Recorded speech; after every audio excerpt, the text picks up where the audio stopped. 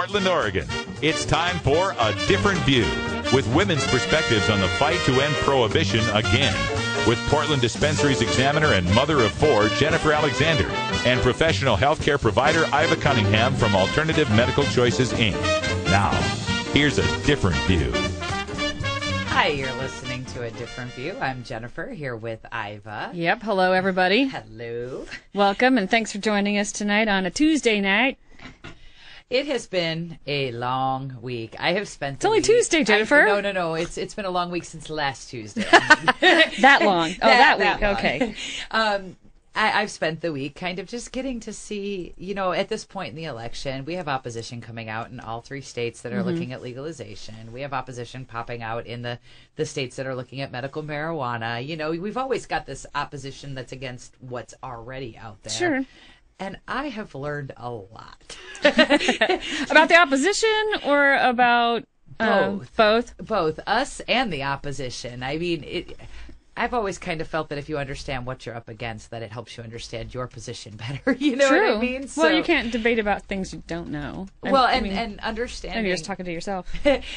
I think one of the most interesting things is that I watched how our opposition is trying to phrase our arguments in ways that aren't our arguments.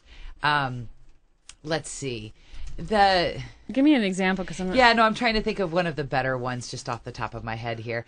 That marijuana is completely safe and never killed anybody. Well, that's kind of a distortion of what we say. Mm-hmm. What we've said is that there's no overdose deaths related to marijuana, which is a fact. Absolutely. That does not mean that it's without any harm. Well, nothing is without harm. It's completely safe. Right. Nobody's making that assumption either. I mean, about anything. Right. Water can kill you. I exactly.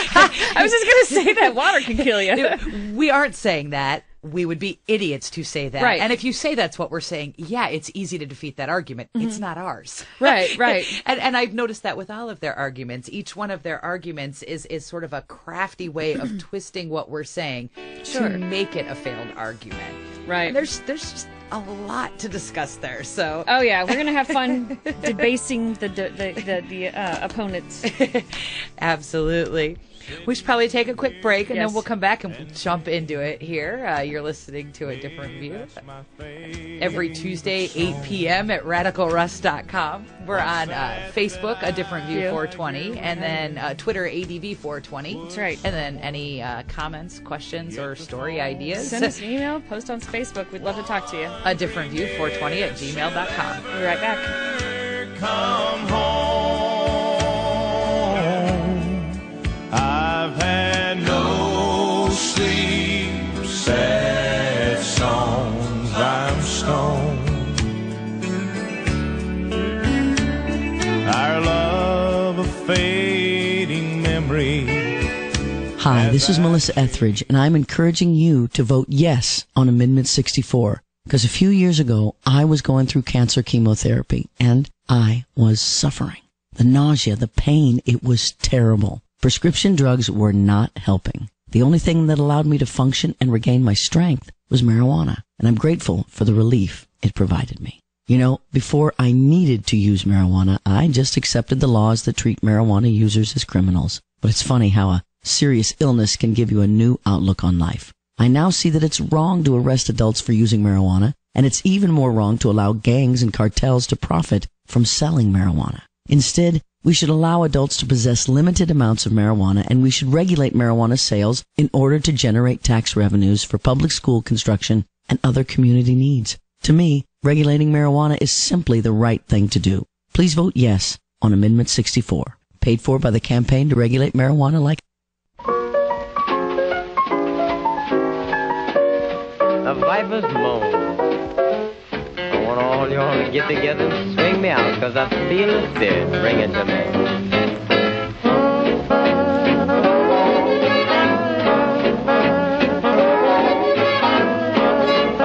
And now we're back with A Different View. Hello, everybody. I'm Iva Cunningham, and this is Jennifer Alexander. That's another song from the Viper Hour, which I love another show on the Radical Russ Network. I never know what to call it these days. We'll have a new name soon, I'm sure. Hopefully. Well, right now you're listening to A Different View, and Whose name has not changed. his name has not changed, but our perspective is different. But we often talk about how to frame our argument and how to become better debaters with our opponents. And you and I, we love to go to these opposition sites. And I mean, I know you're much more research than I am, but the one you turned me on to is What About the Children? But What About the Children? Yeah. But What About the Children campaign. And I love it. But we'll it's clarify. You love the idea of it. I think there's points in there that we were definitely looking at and going, wait a minute. But the idea of what they're doing. I love it. I really do. I love having the conversation. I love having the conversation, even though I don't agree on really anything they say. I love having a conversation that is honest, that is forthright, and allows me to address their concerns. Right. And for me to also get stronger in my commitment and to strengthen my my debating skills, if you will. Right. And sometimes if you like we said earlier, if you don't know what their feeling is or what their position is, or if you haven't had that conversation, how can you debate it? Well, and that was the one thing I think I learned the most when I was circulating the ACTA petition. Last year I was going on the Max and talking to people all over the state, even as I was traveling around with the petitioners, and there's a lot of things that we assume, and I got to say most of them are wrong. Yeah. What we think people are concerned about usually isn't the things that they say. Now, that's not to say that they're not concerned about those things. They probably are. But what it is to say is that the things that they're most concerned about are usually the things that we're completely ignoring, the things that we don't even consider. And if we take the time to let them tell us what their concerns are, if we're only listening to their positions, you learn a lot about what needs to be said, how to challenge these arguments. And I think a lot of people they have their position and they start arguing, and they haven't stopped to really listen to what people think and what people what their concerns are, and they just kind of railroad them. I think we need to become better listeners, in order to frame the argument better, and we're not there yet. But you'd think after 70 years of prohibition we'd get there. You think we would know, yeah. I like I was saying earlier, I've spent the weekend looking into some of our opposition. I mean, we're, I think, just under 3 weeks away from the election. Yeah. No, 3 weeks today. Duh, it's Tuesday. Yeah. 3 weeks from today, we will be voting. And the closer we get to the election, the more we're seeing this opposition sort of coming out. And we've got the opposition statements in the voter pamphlet, which we touched on a couple of weeks ago. We didn't really get into them too much.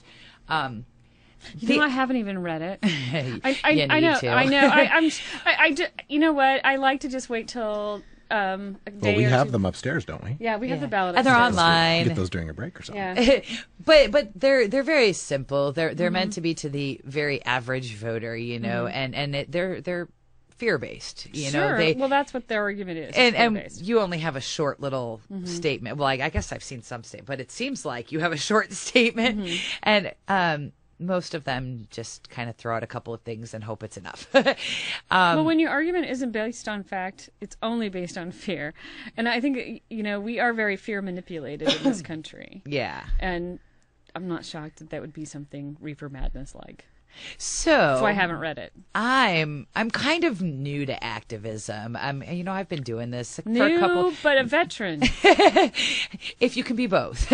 I've always been curious. I like to ask questions, and I have always been interested in debate and arguing. So those are my strong points. I was going to say understatement, but I'll take that. But the point being is that there's an immense history here. I mean, often when we talk about how marijuana prohibition came to be about, we look at the 30s, and then we jump right on up to the 70s, and then we jump up to today. These are like the key points of what's happened throughout history.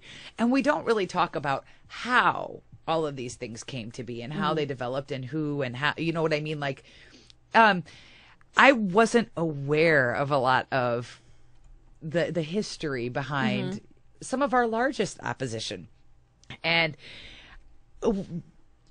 I've just been baffled all weekend long as I've been reading up on the Drug Free America Foundation. It's good This reading. this is Calvina Fay and Betty Sembler. I'm her new fan. I'm her new troll. Not a troll. I don't want to be a troll. Well, and these were two names that I've heard people kind of throw around, but they didn't really mean anything to me, you know. So I've been kind of trying to learn a little bit about them. Ask questions. and I'll just say, you know, I completely disagree with them on pretty much everything. But that's not what bothers me. What bothers me is that the more that I looked at this, the more I realized, and this is going to sound dumb because we know this, but I mean it in a different way. The more I realized how much prohibition is a complete farce. This group, and I don't know if this is going to show up on the camera, but I can try to show it. Can you see that on the camera there? These are lists of all of the different subdivisions. The Internal Task Force on Strategic Drug Policy, International Scientific and Medical Forum on Drug Abuse, Institute on Global Drug Policy, Students Taking Action, Not Drugs. I don't want to join that crowd. Well, every one of these is a different group that is part of Drug Free America Foundation. Right. Now, so what? They've got a lot of names. Big deal. The part that's interesting is how they cite themselves for credibility. It's like when you're reading these research papers, they've cited 3 of their other groups. Which they're all writing from. And it's all the same people. That's like Russ citing the Huffington Post, an article that he wrote on the Huffington Post, and then on the Huffington Post citing his debate with Kevin Sabat.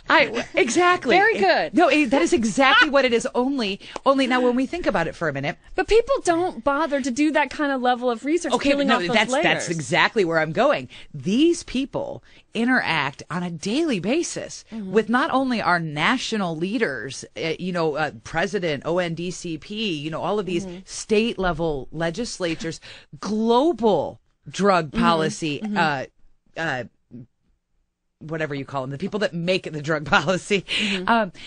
These people are meeting with them daily. And you know how, like, even in our legislature here, just for the small state, they don't read it. They've got somebody else that reads through it real quick, says, yeah, it looks great, whatever. It says this, bam, this is what you're doing. And they move on. So having all of these different citations, nobody even notices that it's the same people. There's no credibility here. None whatsoever. And it was just shocking to see how deep it goes. I've been falling out of my chair all weekend long going, our entire world has been duped by like 6 people going by like 8 different names. Yeah. It is a complete sham. It's a web. It's a complete web. It's like a Facebook facade. You see all these big things happening on Facebook, but there's no substance behind them. There's nothing there behind them. I call it a Facebook event, a facade. People think these are real organizations doing all this crazy stuff, and really they're just posting a lot of stuff to Facebook, and people think, oh my God, this is an organization I get behind. No. There's not really anybody there. All I but a can bunch do of is people like this. Yeah, I can just like it and comment and share. That's it. And that's sort of the same way. I mean, I have a couple of different Facebook accounts. I've mentioned that before. One that's family friendly, and I try to keep my politics on another one so that I can just enjoy. That is way too much work for me. If my family doesn't want to hear it, they can unfriend me. It depends. I want to protect my nieces and nephews. I think that those that are underage, everybody feels different, but I feel like that's my siblings' choice on how they want to raise and educate their kids. Oftentimes the kids come to me and ask questions, and then I ask them if that's okay. And then, of course, anyway, so I have, a Facebook there, and then I have my other Facebook, and with each one, I'm always doing something different. You know what I mean? There's the a different view, and then there's my alternative medical choices, and then there's, but the family one, it's interesting. The one that's all politics is just a bunch of shared stuff. It's all, it's like this, comment that. Nobody's really chatting or making comments or status. There's nothing there that's interesting to read. I'm not going to go to your event in Tennessee because I don't live there. I'm not going to, I don't care about this, see, I'm always arguing with somebody on Facebook. I know. So you're honing. That's why you're good. I have why I will conversations going on all across the board, but it's great because it's a learning experience. Sure. I mean, again, when you're talking to people, you learn all of, even within our community. 2 years ago now, time sure flies. I learned so much about our own community that, all of my assumptions about all these things that, of course, we agree on. No, we don't. We don't agree on anything. And I didn't know that until I really started communicating with all these different people and understanding from their perspective what mattered and what didn't. I mean, Right. there are some things that we all share in common, but there's some things that we completely disagree on. And that's really important to know. Well, and I think, even though you are a cannabis consumer and you have children, I think that even you, and I think most mothers that consume cannabis who have children, still feel like kids have too much access.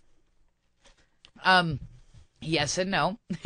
I think that kids have access to a lot of things, and I think that our society focuses on all the wrong things. Right. Like, I don't think that the problem necessarily is that kids have access, because kids have access to a lot of things that they could get hurt on. Sure. What we're not doing in our society anymore, and I've actually pointed this out in a few of my online arguments, is we're not teaching our children personal responsibility. No, we don't. teach our children We that don't show somebody them else that. is We to go blame. hide. We hide. No, We go not even somewhere just that. It's everything. We've got lawsuits against the drugs because it's the drug, manufacturer's fault that you did this. Or you against took the a fatal doctor. dose, yeah. Or, we could go all the way back to, what was it, 60s or 70s or whatever, when they had to start putting tags on the hair dryers not to use it in the bathtub. Really? Like mattress. you needed somebody to tell you that? Apparently they did. Because that goes back to the lack of personal responsibility in our society. Right. We think it's somebody else's But responsibility. that also has overlapped into the pharmaceutical, because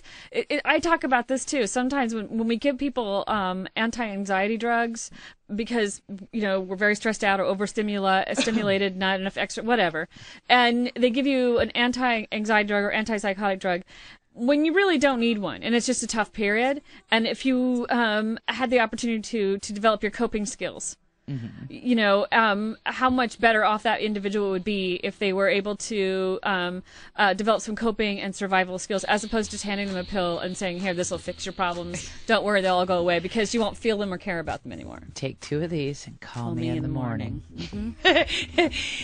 But that's what, it's the same thing. It absolutely is. There's no personal responsibility there. Just take a pill, it goes so away. prevalent in our Don't society. worry about it. Let's sue these guys. Yeah, no, it's so prevalent in our society. It's top to bottom. It's adults, it's kids, it's everything. And I think that realistically, when all of the adults in our society start enacting their personal responsibility, across the board, that trickles down to our children. And then we do see that in different areas, taking a seatbelt. Well, no, wait. That's what I was going to say, though. Then access becomes irrelevant. I mean, for me personally, even before I ever got into the drug argument, I discovered the difference between how Mexico-based Mexican children, not just, Hispanic, Mexican children look at alcohol compared to how American children do.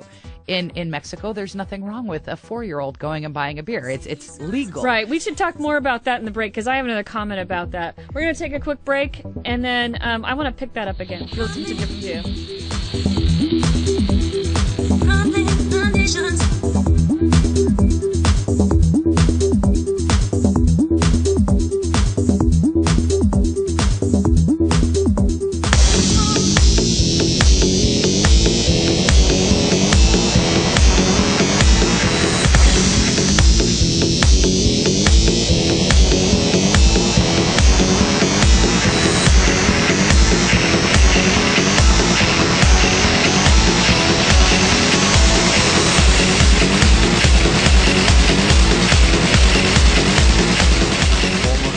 Enforcement officials speak out about Initiative 502.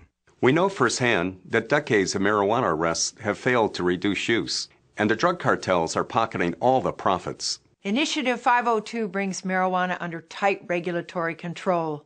502 generates new revenue for education, healthcare, and prevention. And if 502 passes, we'll have more resources to go after violent crime. Join us in voting yes on 502.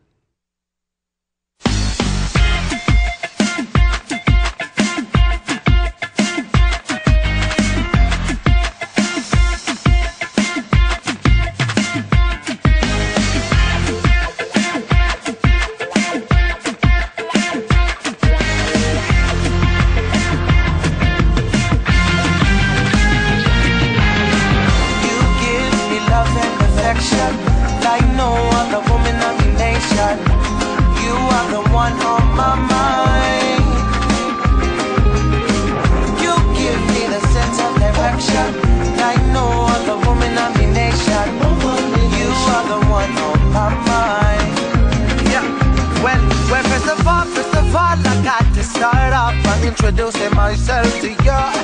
I'm a true local boy. I was raised on the poor, begging music was all I knew. Speakers blasting on the passenger side of my dad to back and going for the ride. You remember? Ooh, you remember? No, yeah, yeah. She tell me lies, you give me pie. She hold me close, you hold me tight. She try me teeth, you keep me mine. She might not be forever, you will never leave my side. You give me love and affection like no other woman of the nation. You are the one on my mind. You give me the sense of direction like no other woman of the nation. You are the one on my mind. There's no need to introduce yourself, I already know you. Yeah, you've been part of my life for a while, baby, since day 2 love apart. Before I go to sleep at night, I take a drive to ease my mind. Speakers blasting on the passenger side of my dad to back and going for the ride. You remember? Ooh, you remember? Lord, oh yeah. She tell me lies. That's music from The Green, thegreen808.com. And now we return to A Different View. Welcome back. You're listening to A Different View. So I want to pick up where I left off so that you can then respond. Well, no, I was a junior in high school, 11th grade, and I traveled to Mexico with my class. I had taken 3.5 years of Spanish. So it was, a field trip that we got to go to Mexico for a week. Nice. And excuse me. While we were there, of course, you get kind of a pep talk before you leave to go there, because their laws and all of this are different than ours, Right, sure. And it's still against the law in America for kids to drink alcohol. So our teachers didn't want to be responsible for us ordering alcohol, getting drunk, and our parents getting really, really mad. so there was a long explanation of these differences before we went. Right. And when we went, here, if you were to order something that maybe comes as a virgin drink and an alcoholic beverage, you never would have had to have said virgin as a child. Somebody would just give you the virgin. And they'd look at you like... But without really thinking about it, I think we had ordered like strawberry daiquiris or something, which it's just ice and, it's you can add alcohol to it, but it is just strawberries and ice. And we had told them that we, virgin, but they didn't understand what we were saying and brought us alcohol. And we were like giddy. We're like, is this got alcohol in it? Did they just give us alcohol? It was that. I mean, we were like, beyond ourselves. Of course, no child in Mexico. Yeah, but no child in Mexico had that same reaction, because to them, this is the way it's always been. It's not anything exciting, unusual. There's kind of boring. Can't figure out why it's no more interesting than my shoelaces. Well, and it's a cultural thing. Right. They have been taught about the behaviors, not about some arbitrary age limit or other line there for that. And that's the same sort of a policy that they've been picking up in recent years with all drugs. Well, and do you think that because we vilify the person who uses the drug and not so much the drug, that it makes it easier to shame people? Do you think it makes it easier? Absolutely. I think the whole point is that we're second-class citizens. Even before you're convicted. Because it's a culture war. We've known that for a long time. It has nothing to do with the drug. That was one of the things that just, floored me. And I guess I should have known this. I graduated high school in 1994, and a lot of my friends had to go to various drug rehabs, for alcoholism or marijuana, or even some harder drugs. Cracks me up whenever somebody says they went to drug rehab for marijuana. Well, they in the area that I grew up in, it was actually a lot of harder drugs. Crack cocaine was the big one. It was near Gary, Indiana, and this was a very widespread drug back then. I don't know how it is now. I'm not in that area, but back then it was a big, growing problem. Plus, it was the 90s. With the Just Say No generation and the DARE and the Red Ribbon Week, and everything was fully funded everywhere you looked. The brain on. This is your brain on drugs. Drugs on brain. All of it. It was a big deal at the time. But I didn't realize that they actually, in these rehabs, refer to the addicted individual as a druggy child. This is how it went, like in their manuals and stuff. Right. It was called the druggy child. Not the child who's on drugs, not the addicted child. It was the druggy child. I mean, that's a label. You have... Well, I think, going back to what I was saying earlier, vilifying the person instead of the drug is much easier to do because in this culture, the American culture, it's, raise yourself up by your bootstraps. It's, that person. And that's why they've attached things like unmotivated, stupid, lazy to marijuana. When in fact, we all know anyone who's bothered to educate themselves about the issue knows that's not true. Right. Do I think that there's some lazy people, unmotivated people who smoke pot? Yep. And I bet there's some lazy, unmotivated people who don't. I think there's some lazy, unmotivated people that are rich because they pay somebody else to do all the work for them. There are lazy people everywhere. But I was going to say one of the other things that I found very interesting was the conflict between two of the arguments that come from the Drug-Free America Foundation, and that was that that we didn't need to do what was the term? Basically, we didn't need permissive drug laws, that we didn't need to reduce penalties and do all of this.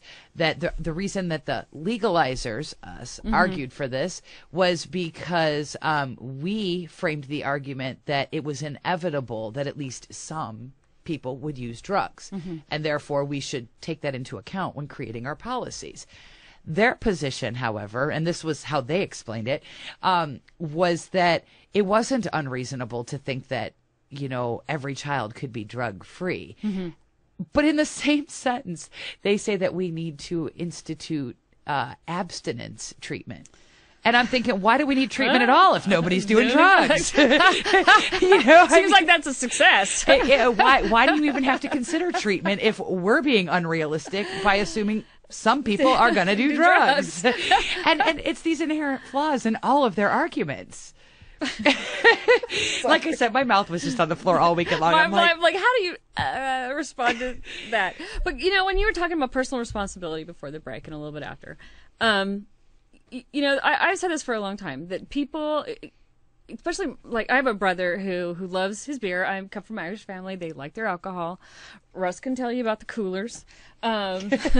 Coolers. And I'm okay with that. Occasionally somebody gets a little out of control, but who doesn't once in a while? But I've always stood on the premise that that's not a bad thing to show your children. That there's some adults that are drinking, and they're responsible. They have a designated driver. Somebody sober is always driving somebody home. And that's somebody who's kind of indulged too much. And you can tell by their attitudes, but they haven't made it a big deal. I mean, it's just there. But you can tell by the kids' attitude. They're like, ugh, that's just stupid. Who would want to get that drunk? And most of them, they've all tried alcohol. They've all traveled outside this country, so they all know what alcohol tastes like. And I would say that my sister, well, I would say most of my family drinks fairly regularly. Yet the kids, so they're giggling consistently. And I think the kids have a pretty good attitude about it. It's like, no big deal. It's like, it's not, who cares? It's not interesting to them. But I think they've also showed them that what the two extremes could be. Here's moderate, here's responsible, and here's somebody who doesn't give a shit. And they have all those examples in their lives. And I think that they also have honest conversations with them about all kinds of things. They're very honest when they talk and ask questions. They're straight up about it. It's like, well, what do you think? And they have that open conversation, which, I admire. And I think a lot of parents are afraid of that.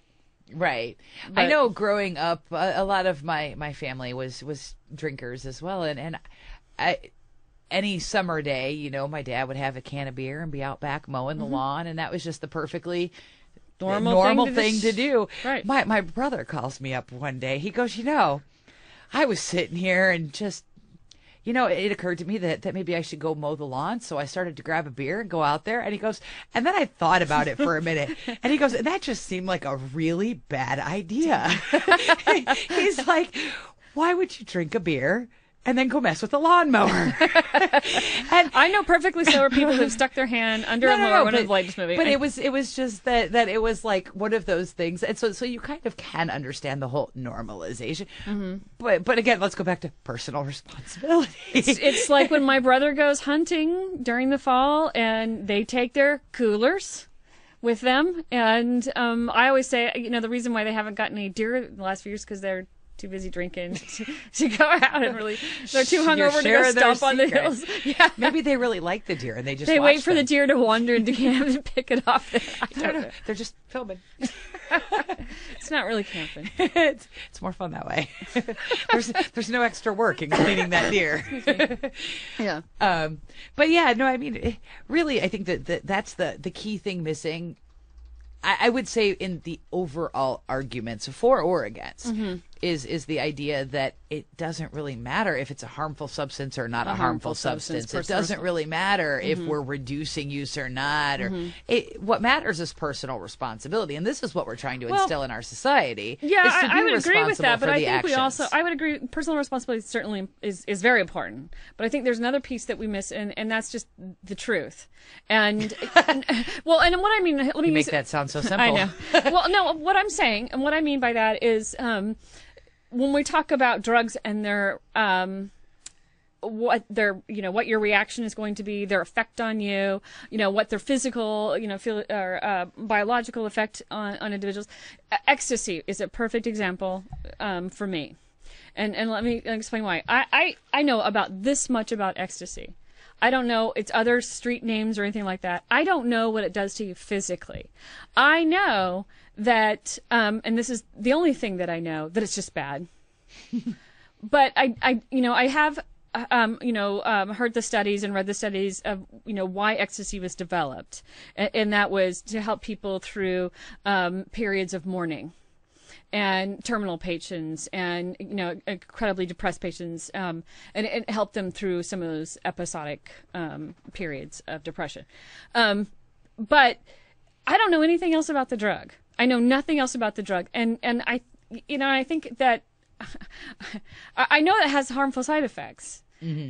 But I don't know what they are. And my point is that, we don't talk about drugs in a realistic point of view. Like you were saying, no drug is without harm. No, that's actually a really great lead into what I was concerned about this weekend. And that is that having 4 boys, and teenagers among them, I quickly found that one of the more likely things, and you can actually read this anywhere, with teenagers, is inhalants. And inhalants is this huge broad category. So there isn't one set list of symptoms. But when you go to the DEA information or the DARE information, even the stuff that's for parents and for children, what they don't tell you is what they actually should be telling you. Right. And so like they tell you, oh, it'll make you euphoric. It's kind of like this, and it's alcohol, but it's rapid, so you get there really quick. And they just go on and on with all of these different symptoms. What they don't tell you, all right, let me say that again. They do tell you that it can lead to death, just like they do at the end of every drug commercial. Right. But they don't tell you why that is for most of these substances. And the reality is, and not that I'm promoting any inhalant, but the reality is that we intentionally immerse some of these products into very dangerous chemicals with the intent to stop people from using them as inhalants. Well, and so they can literally kill you in moments. Well, the other thing, talking about personal responsibility and combining the truth is something that's on the cigarette packets. Warning, this may cause low birth defects. I think, whether you agree that's true or not, but I think that you can say the toxic level of this substance is blank.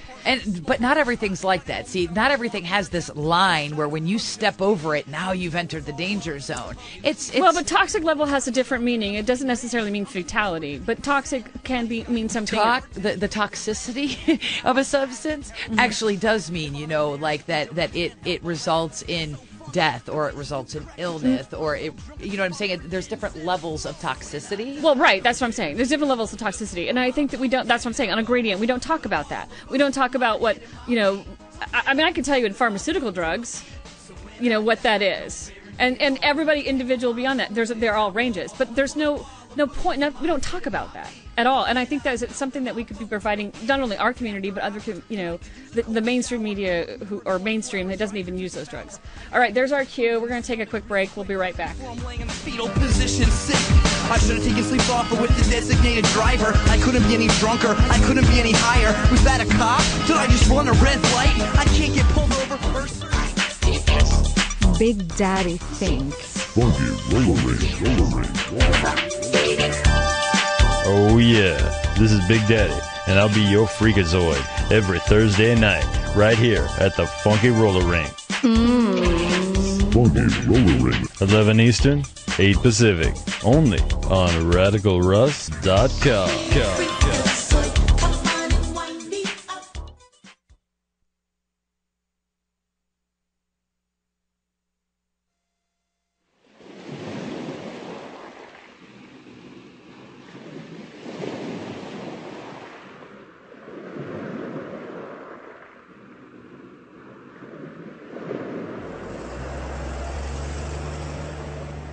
I remember those days when I first spent a Sunday money. Never checked the price, it just all came to me. But nowadays I'll be pinching every penny. 5-star dining at my local Denny's. I've been sitting on the curb in your neighborhood, looking at that street light, thinking how I could just get one response, maybe a glance. But the system has its rules about the second chance. Living by the tracks in the barrio keeps my welfare state from the dawn restored. Don't be amazed when you see me out of line. My baseball bat will take care of your grind. Thought I was one, baby, I'm a fool because I've been wrong for years. Ain't it funny how everybody knows but you couldn't imagine what else you could do.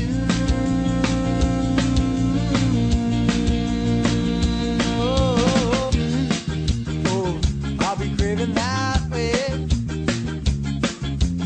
Oh, craving that way. Spot, spot, spot, da.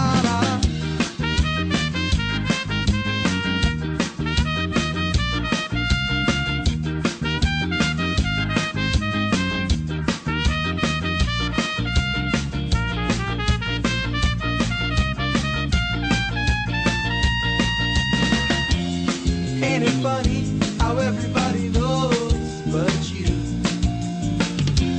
couldn't imagine what else you could do. Ain't it funny how everybody knows but you couldn't imagine what else you could do. Oh, please tell me your regards, baby. Time is long when you're waiting patiently. That bed used to be so good. Now my pillow is a curve in your neighborhood. Thought I was one, but baby, I'm a fool because That's music from Pepper with Sitting on the Curb. And now we're back with A Different View. Welcome back. Sorry. You're still dancing. You're like, I like that song. I did want to just point this out. This is another one of those, our opposition, know your opposition. The Baker Institute is I don't know a lot about the Baker Institute, but I know Russ debated there. They seem to be a fairly conservative group from what I can tell. Well, James A. Baker III, wasn't he in the Reagan administration, I think? I believe so. Yeah, I mean they're largely like a think tank. They're not Houston, Texas, Rice University. Yeah, there you go. He was Reagan's chief of staff during the first term of Reagan, and in the final year of George H.W. Bush. So I found it really interesting as I was doing this research this weekend to find a blog written by one of the Baker Fellows, I guess is what they call them, whatever, it's a woman, but it's one of the respected people, within their group. And this particular woman, Joan Newhouse Shawn, I guess How her does name somebody is. find that if they're looking for that? This was on blog.chron.com, and then it says Baker blog, And it's a whole bunch of, it's like an ongoing series. We'll post that later on the Facebook page. It's a whole bunch of series on the topic of legalization itself. But this particular blog, it's written by this woman, and it's very short. It's got no meat to it whatsoever, and it's just a bunch of fear-based questions trying to make you think about the worst. It says, so what parties might be interested in promoting legalization of marijuana? Perhaps foreign countries that are considering legalization themselves and ultimately feel it might be valuable cash crop. They might do well to look at the experience of those that have legalized marijuana and are now rethinking the wisdom of the move because of the increase in crime. Then there are the domestic users who no longer want to hide in the shadows. Often the debate on marijuana includes a large number of habitual users. And it's written in such a way as though that's wrong. People that use marijuana don't want to be criminal? Really? Oh, who would have thought it, Who wants to be a criminal? I do. And the idea that there's foreign countries that are the ones trying to legalize marijuana here so that they can see how it works before they let it happen in there. It's just, I don't know where these people come from. Well, but the funniest part about this blog wasn't what she had to say. It was the hundreds of comments that followed without a single one in support. Not one. There are multiple colleagues of her that posted to disagree with her, and not one, not even a troll came on and said, wait, there was really nothing. That kind of crazy town, huh? And that amazed me, even on like a our lot of chat rooms, there's still that argument. So much opposition to her reefer madness without a single way to go, girl, or it was again, it's just that's a win for our team. I was going to say, to go back to kind of my perspective about this whole prohibition is a farce. These people, there's like three of them, they tag team each other and post back and forth, and it looks like there's a couple more. It really is. It's beyond failed. I mean, I know that the polls show like 50%, 55, 60. That's because these people are really loud. Yeah. And some people actually think that there are a bunch of them. But so are we, though, Jennifer. So are we. And I think we're becoming more loud. We need to all keep coming out of the closet because we are the majority by far. I think, I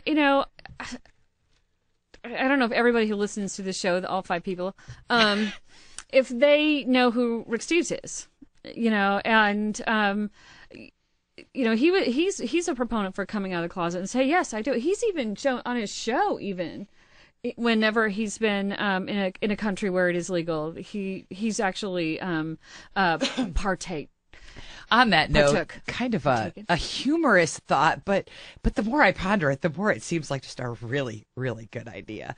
There are like 6 groups that's one person pretending that they're different. We are so worried about whether or not we're getting along with all of these other people. Either A, let's really get along with them and promote them so that we have this really happening, this coalition. Or B, let's at least pretend we've got it. We can make it up. Like, we can have 6 websites that refer to each other. We have a lot. We do have a huge network, and we have a huge network, but we don't play off of each other. We actually. No, I see a little bit of that happening quite a bit. I do think that. I see a little bit more of that happening, and it kind of inspires me and encourages me that I guess this is the difference. We do it a lot on Facebook or whatever. We do it a lot. If that's how the information gets out there, that's not what I mean. No, that's not what I mean. They write white papers that source each other. And because they've got all of these different sources that are reflecting back, they sound on legitimate. They have legitimate sounding names too. So do a lot of ours. I mean. Yeah, you're probably not going to want to source the weed blog. No offense, guys. You're a great source for us, but in a white paper that you're trying to convince, that wouldn't be a good source. And that is one of the advantages that they've done, is that they've taken names. Some of their names actually sound pro-legalization. That's the other thing I noticed. They know they're not popular, so they pretend until they get everybody together, and then they overwhelm you with what appears to be a lot of validity. And so their goal is then for you to walk away believing them. As a matter of fact, going all the way back to the Straight Inc., the drug rehabilitation centers from Betty Sembler, that was their goal, and the same goal that has transitioned into our drug courts of today, and that is to force people into treatment long enough that it sticks. Mm-hmm. That if they're around it often enough, eventually they'll believe it themselves, and it'll stick. It's a common theme in rehabilitation. Sure, In Alcoholics Anonymous, they say fake it until you make it. Right, I mean, change your playground. It's a common theme. These people believe that if we beat this into you often enough, that you will eventually walk away and believe it. And that's how brainwashing works. We won't go there. That opens up a whole nother can of worms. But yeah, I mean, ultimately that's how they are framing the entire national and global debate, is by, it doesn't matter how they get you into that room, so long as you leave that room feeling like this was real, this was true, this is the truth, that's, if they can get you to believe that they are credible, that they are legitimate, then you have to take everything that they say at face value. But that's not, it's not a critical thinking way of pursuing these problems. It's not a personal responsibility way of, it really isn't, but it does work psychologically. I mean, well, sure. And that is the problem, because they're coercing people into accepting falsities. Well, I mean, yes and no. I think with the internet, it's a little bit harder to coerce people. Although it is, like I said earlier, not many people, Jennifer, would go and check all the citing of different things. I mean, I do, but not as much, and not to the depth that you do. So some kind of like the truth. Well, I do too, but I think it's easier. Like, always, we have a 6-second soundbite society. And if they can't get the answer that validates their first impression, in the first 6 seconds, see, 6 seconds is not enough for me. You give me 6 seconds, I've got 50 questions. I know, that's too much time for Jennifer. So in looking at the Drug Free America Foundation and their current issues, what they're trying to implement nationally, globally, they really push for drug courts, and the reason, of course they do. The reason that they say money, it's another way to shift money. I'll agree with that, but the reason that they've convinced other people is specifically so that they can leverage the addict to stay in treatment long enough for it to work, and then say, oh, it works. See how long it took you? Well, the idea behind that is sort of repulsive to me. You know what I mean? That you can force somebody in jail until they agree to modify their way of seeing the world. And they'll do it for the time that they're incarcerated. And I say incarcerated because that's exactly what they are. But it's no different than somebody trying to take a drug test today. What do? If you got an upcoming drug test, you're going to clean up for 45 days, or you're going to take one of those nasty detox things. You're going to do whatever you have to. Or worse, you're going to use all those many drugs that don't show on the drug test. Right. That are far more harmful. Right. And I mean, there's a long list of them. And when people are talking, what about the children? It infuriates me every time, because children smoke nutmeg. It can kill you. Children inhale canned air. Your 5-year-old can go buy some. Right. Nobody stops them. I would hope somebody would at least question them, but there's nothing illegal. Look under your cabinet. Look in your everything. Junk drawer. There's some glue somewhere. There's something. And to go back to the idea of prohibition, if you ever walk around your house and you actually thought to yourself, if somebody was so inclined to hurt themselves, how could I remove everything from this home that they could get hurt on? You can't do it. No. Even if you emptied out everything in the home and left it bare walls and carpet. There's nails in that carpet. You know what I mean? Visual aid. You should do that PowerPoint. That's a great visual aid. I mean, Russ, get on that. No, my oldest son, as a toddler, was a very curious. Probably gets that from me. A very curious toddler. He got into everything, and so beyond the normal. What's that saying? The turd did not fall from the bird. You've never heard that before? Idea. Must only be in the Irish family. You are the only person who says that. It's the acorn doesn't fall far from the tree. There you go. Oh. I like the turd doesn't fall far from the bird. It's kind of the same thing, isn't that's it? Kind of gross. I think people would rather be acorns than turds. Not to mention, birds are flying way up there, and the turd does fall pretty far. So that's not Jennifer a really good analogy. Jennifer was like, But needless to say, no, I mean, I digress. With him, I did have to look around my house at everything because he was so active and even as a toddler, so sneaky about it. You know what I mean? Like, you'd be sleeping and he'd climb up to the top shelf in the closet and I'd find him up there. I'm like, what are you doing up there? You know, he's like 2. He couldn't get down, but he knew how to get up. Just, you know, and you quickly learn that there is no way to pad the world to protect our society. You actually have to. You have to put tell some them responsibility. Well, you have to tell them about the risks, risks and consequences. That's what it's about. And not just tell them. I think you have to let them experience them. I mean, you have. Yeah, shit happens, right? And sometimes you got to deal with that, right? You got to clean it up. You know, there's not good or bad decisions, just decisions, and they all have consequences. Doesn't matter. All decisions have consequences. And you know, as a mother of 4 boys, I'll admit openly that there's certain paths that I'd hope my kids take. As a realistic person and as a child once, I can tell you no way in hell they're going to take the path I think they should. No child does. Oh, I'm sure. So I want them to actually weigh it for themselves. Right. What are they willing to be responsible for? Yeah. What are they willing to risk? What's important to them? There are certain laws that I will violate because it's important to me. Right. There are certain potential harms that I won't risk because I feel like it's dumb. You know what I mean? It's a personal decision. It has to be. Yep. Well, there's our cue. We're going to take another break and we'll be back for a wrap. You're listening to A Different View. Emmylou waded through the tie-dye and low-back concert chairs. True love within my reach as I saw her standing there. Moving past the t-shirt stand, finally made my way. I walked up beside... Kids and marijuana. It's something every parent worries about. With Measure 80 on the ballot, many parents are worried about what message legalized marijuana would send to their children. While legalization seems scary, our experience with alcohol and tobacco show that regulation and education, not prohibition, are what best protects our children. Today, fewer teens drink alcohol or smoke cigarettes than when we were growing up. And that's because we passed strict ID carding regulations, put beer and cigarettes out of kids' reach, and educated them about the real harms of smoking and drinking. In fact, teen smoking and drinking are at their lowest recorded levels ever, and we didn't arrest a single adult for cigarettes and beer to accomplish that. Kids consistently say that beer is harder to buy than pot. After Measure 80, marijuana is treated like alcohol. You have to be 21, you have to show ID, and you have to go to an adults-only store.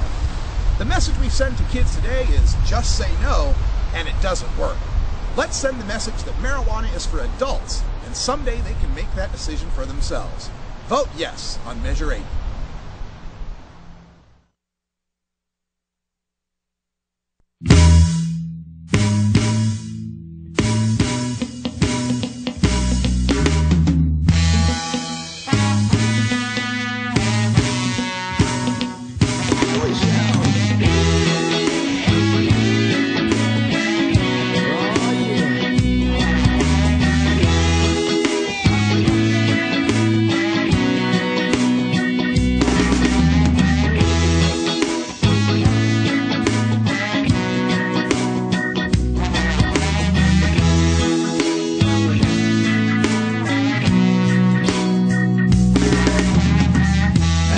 Back with A Different View. Welcome back. The last 9 minutes or so? Six. I can't add or subtract when I'm high. Shouldn't expect me to. Anyway, you start to say something. I was just going to ask you. You can subtract. No, it just seems so mean. So I wasn't going to say it, but. No, so, you know, we've only got a couple of minutes to wrap up, but I think that, this weekend for me, like I said, I spent a lot of time researching who is really opposed to Measure 80. Who's making the noise? And well, it's not just who's making the noise though, because as I was pointing out last week, and I think even the week before, the people that were debating the opposition, they're agreeing with us. They're saying prohibition's a problem. They just have alternative answers to it. Right, sure.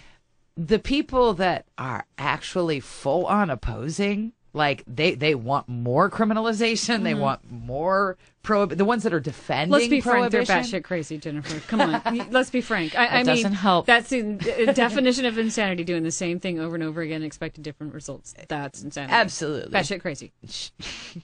But anyway, I think that identifying that they're the actual opposition, because the people that we're arguing with now are fence sitters. They're not the opposition. Right. They agree with us. They just don't know that our solution is the right one. Right. They're not completely convinced. But they're not really seeing anything else that's being offered up that's a better solution. Well, and for a so lot they're of not really ready to get off the fence, though. A lot of the fence sitters think that we are getting off the fence, that we've changed our policies, that nobody goes to jail for marijuana, that they go to rehab instead. And it's all this pretty fancy picture of how we're helping people get their lives back together and giving them a pat on the back along the way. Well, it's the Wizard of Oz, pay no mind to the man behind, the curtain. I mean, it's that sort of mentality. It's the reality is that drug court destroys somebody's life every bit as much as jail does. Well, and to pretend like it's the one with the silver lining, that's bullshit.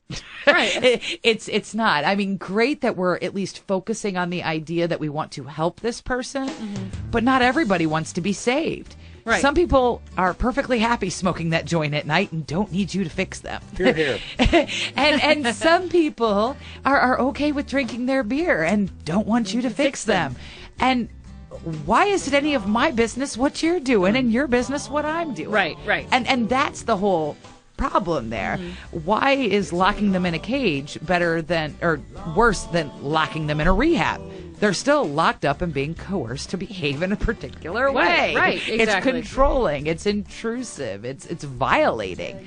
It's not beneficial for society. Nope. Especially when we've got an entire culture looking at each other as though you might tell on me and I might tell on you. Right. Well, we can't continue to do it. We don't have the resources to continue to do it anymore. We don't. We cannot. But we never should have done it in the first place. I don't care if we had unlunlimited resources. Well, I would agree with that. It's but destroying our society. Realistically, I mean, I agree with that philosophically. But the problem is that we just can't continue to do it. We don't have the resources anymore. We can't continue. What are we going to put everybody in jail? There's a song that says they're trying to build a prison system of a down. Have you ever heard that one? No, That's exactly what they're trying to do. But yeah, I mean, ultimately, I think that we all need to be paying a little bit more attention to what our opposition is. Yeah. And seeing what's working and doing it ourselves. The one thing that I've noticed is that they are they're superheroes in the policy world. They write white papers. They shake hands. We are superheroes in the media world, social media, online. Yeah, it's because we're fortunate to that. Yeah. So that's our territory, which I do see them trying to come over and trying to, wedge that. But trying. Well, and they're making an impact. They're learning from us, and we also need to learn from them. We don't necessarily have to change our method. We have to change our audience. They're trying to change their method. We need to learn what's working. We need to and broaden learn what's our not. audience for sure, because there's a lot of fence setters that even some of those fence sitters on the fence, are consumers of cannabis, but don't necessarily see that legalization is the right way either. Right. There's diverse populations, and we need to make sure we're hitting them all. Yep, we do. We should probably be wrapping up. Yeah. We'll be back again next Tuesday. Next Tuesday, 8 p.m. Pacific time. That's right. We are on Facebook, A Different View 420. Twitter is ADV420. Yep. And you can email us at adifferentview420@gmail.com. Facebook is best. Probably. All right. Well, and then you can listen to our replays. Boy, my mouth went to sleep. Our replays. I believe they're at 3 a.m. and 9 a.m. tomorrow morning, and then 3 p.m. next Tuesday, and then 8 p.m. is the live show. You got it. Yeah. Woo! And there will probably be more replays coming up in future lineups as we evolve. I think we need some earlier evening ones for... There will be. Perfect. Yeah. All right, you're listening to Different View. We'll be back next week, same time, same bat channel. Long, long road. It's a long